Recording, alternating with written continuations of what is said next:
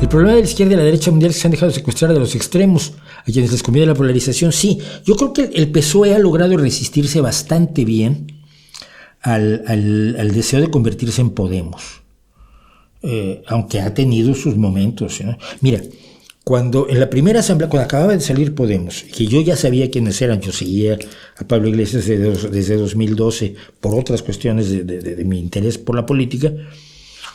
La primera vez que yo en una asamblea del partido, de la agrupación socialista de Gijón en concreto, en el Ateneo Obrero, para más datos, me levanto y les digo que Podemos es un peligro, hubo compañeros que me insultaron.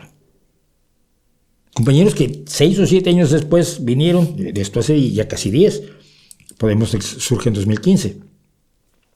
Años después dijeron, no, es que tenías razón, pero nosotros no sabíamos. Ya, pero pues, escucha siquiera, antes de enojarte.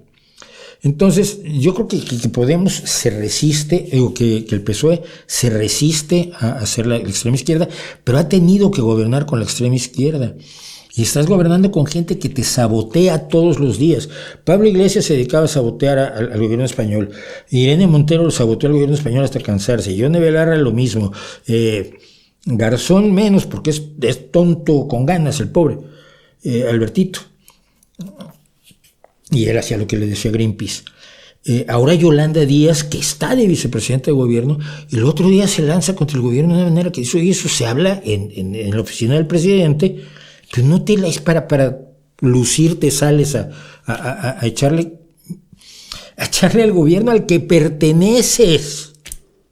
Es que, o sea, hemos tenido que trabajar con el enemigo y contactar con el enemigo y hacer cosas que no le gustaría hacer al Partido Socialista, porque ha pactado, por ejemplo, que se le entregó el ministerio a Irene y que vas a votar las leyes que se le ocurran, esperando que no se le ocurrieran las barbaridades que se le ocurrieron.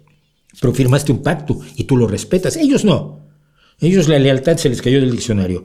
Pero el Partido Socialista ha respetado los pactos, tanto con Podemos, Izquierda Unida, como ahora con Sumar.